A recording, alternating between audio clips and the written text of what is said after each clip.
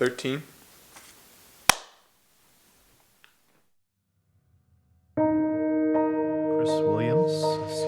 Chris Williams, CHRIS-WILLIAMS.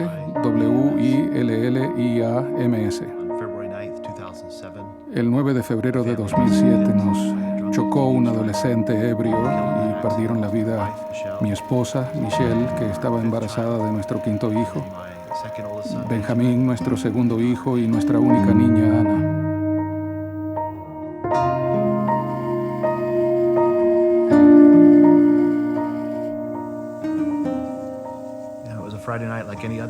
Fue un viernes por la noche como otros. Habíamos salido a cenar como familia. Mi hijo mayor estaba con unos amigos.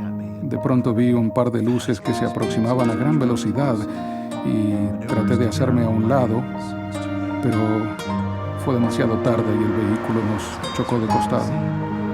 Al mirar a mi alrededor vi a mi esposa. Vi como el pecho se le aplastaba mientras daba su último respiro de vida. Quería gritar pidiéndole que volviera.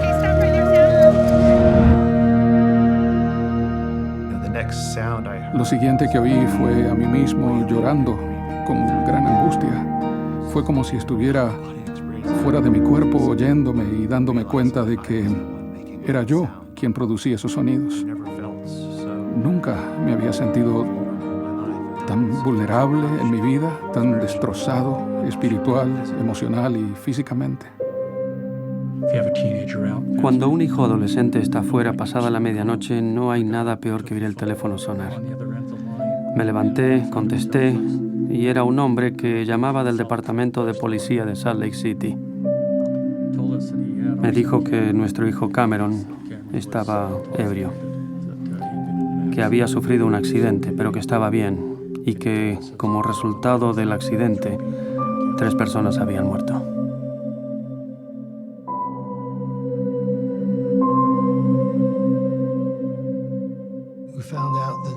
Apenas nos enteramos de lo ocurrido, fuimos al hospital donde habían llevado a la familia de Chris.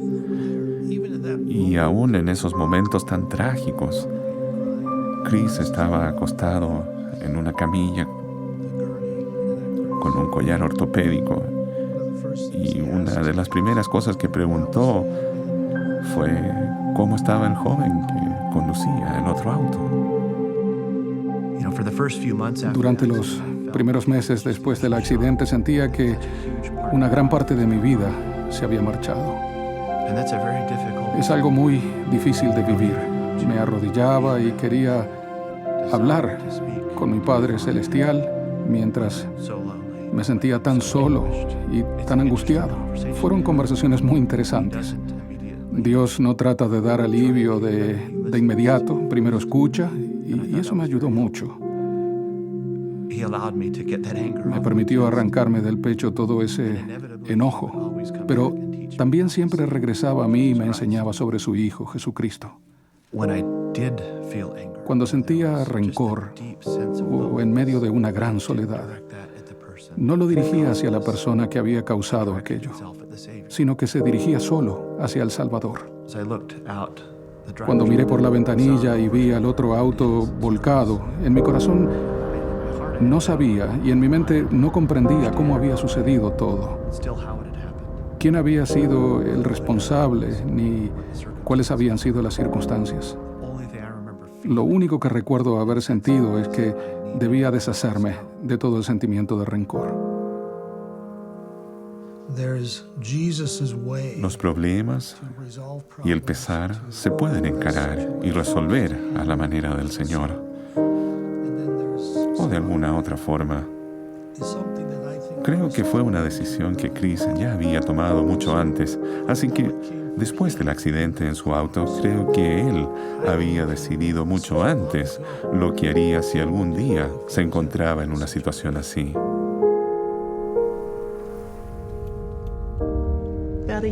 Hace más o menos un año, Chris y Cameron se vieron por primera vez y hablaron. La primera vez que lo vi, recuerdo que él estaba sonriendo, pero yo no podía sonreír porque veía cara a cara al hombre a quien le había causado tanto daño Me saludó y estuvo totalmente dispuesto a hablar sobre lo que había ocurrido aquella noche y cómo se sentía él. Chris dijo las cosas que Cameron necesitaba oír, sin escatimar palabras. Le hizo saber exactamente cómo se sentía. Quiere que olvide lo que sucedió, que fije una fecha para olvidar lo sucedido y seguir adelante con mi vida.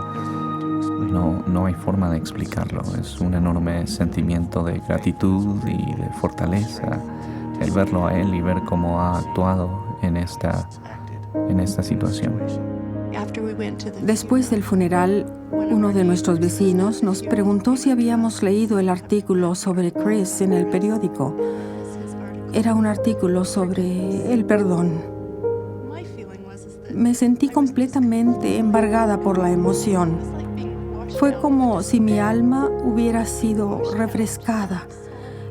El saber que alguien en una situación como la de él pudiera perdonar tan libremente me sirvió mucho y me dio gran alivio. Lo que le expresé a Cameron cuando hablé con él fue que el haberlo perdonado o cualquier otra cosa que él me hubiera visto hacer u oído decir después del accidente, tenía que saber que era solo porque el Salvador estaba actuando a través de mí. Yo apenas era un conducto por medio del cual el Espíritu, su ejemplo, su conocimiento, su inteligencia y su gracia pudieran brillar. Eso era todo lo que yo tenía que hacer, no interferir con el Señor. Quería que entendiera que yo no tenía mucho que ver con todo lo bueno que se pudiera ver en mí. Tiene un gran valor para mí el que me haya perdonado, y sé que lo ha hecho porque tiene un testimonio de Jesucristo y una relación con Él. Agradezco que Dios permita que ocurran tragedias y pruebas en nuestra vida. No porque sean fáciles o deseables, sino porque nos ayudan a amar. Y es una gran bendición porque me permitió conocer a mi hermano.